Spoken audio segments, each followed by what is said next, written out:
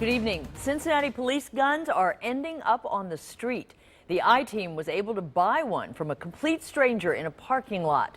Chief Investigator Brendan Keefe is on your side tonight with the undercover video you have to see. Brendan?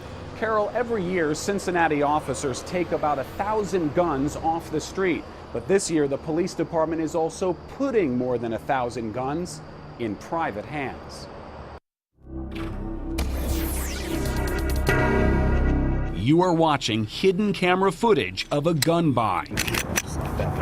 The man on the left doesn't know he's selling a 9mm semi-automatic handgun to an investigative reporter. He never asked for my name or identification. So these guys are students of mine. Oh, cool. Your teacher? Yeah. The teacher did ask one question. You're legal to own, no domestic, no felony, anything like that? Well, yeah, I'm glad you asked. These days you have no way of knowing in a private party sale, right? We're not identifying the seller because this gun deal between strangers in a parking lot in broad daylight with no background check is perfectly legal in Ohio. I'll take this one then. Okay. That sounds like a deal. We said $400, right? $400 in cash and the gun is ours. But where did he get it? Where'd you pick these up? Cincinnati recycled theirs.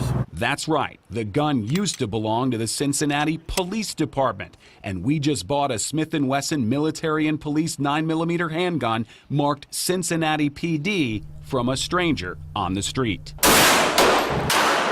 The I-team tracked the serial number of our gun to the police target range. So how did a pistol used to train police officers end up for sale on the internet? Cincinnati was offered a deal tough to refuse. Free guns. Smith & Wesson traded its newest model for the police department's 6-year-old M&P pistols.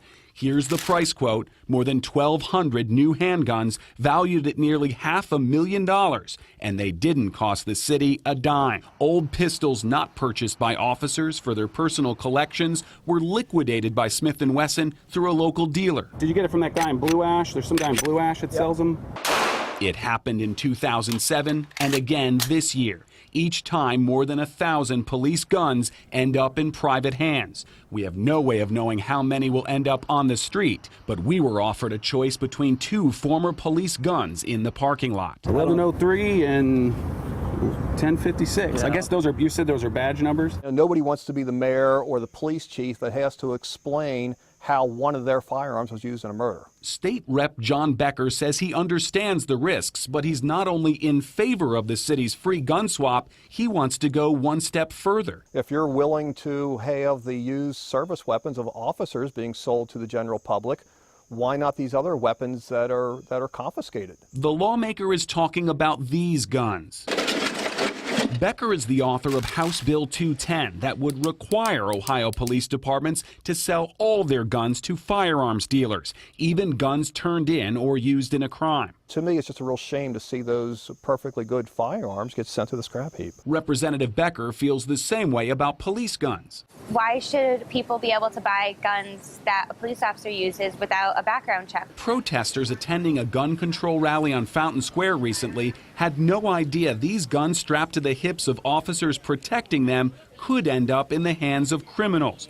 Convicted heroin dealer Damon Weathington was found with a Cincinnati PD 9mm when he sold drugs to an informant near an elementary school.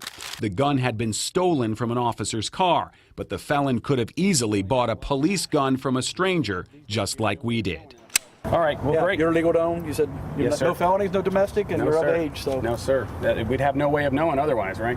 Except our word. Neither Smith & Wesson nor Cincinnati Police would talk with the I-team about their gun trade agreement. Former Police Chief James Craig personally signed the deal. At the same time, he was publicly criticizing unregulated private party gun sales, the same kind of sale that allowed us to buy a Cincinnati police gun off the street. Who are we selling handguns to? What about the mentally ill? The I-team did obtain city emails showing the police handpicked Smith & Wesson's local dealer, a retired Cincinnati sergeant, and even helped a private citizen contact him to buy an old department gun. In July, officers were told to act quickly if they wanted to buy their old sidearms for $325 each, or, quote, these firearms will be sold to someone else. Representative John Becker agrees it is about the money. Just as old police cruisers are sold to the public, he says guns are an asset worth selling no matter the risk. An old Crown Vic that used to be owned by the department could be used to run over a police officer and kill him. The same way it is possible for a firearm to be used the same way. Which brings us back to our hidden camera gun buy in the parking lot. The teacher who brought his students to witness a gun deal between strangers is also a retired police officer. You're former law enforcement, so I don't have to worry about these having been used in a crime or anything. And Becker's bill that would ban destruction of all guns by police is now in committee in Columbus. And Representative Becker has 7 co-sponsors. We gave Cincinnati police more than a month to do an interview. And even though the free guns saved taxpayers $500,000 this year, Smith & Wesson and the police department won't talk to us. And we again gave them more than a month to respond. As for this police gun that we bought on the street, WCPO is going to turn it over to a local sheriff who will check it out and then destroy it. Carol? So Brendan, are police starting to find their old guns on criminal suspects? We don't know because CPD doesn't track that information. Even though nearly all officers' guns were etched Cincinnati PD right here on the slide, the police department responded to our document request that there was nothing in the records to, quote, identify law enforcement guns. Really good report. Thank you. Well, we have more.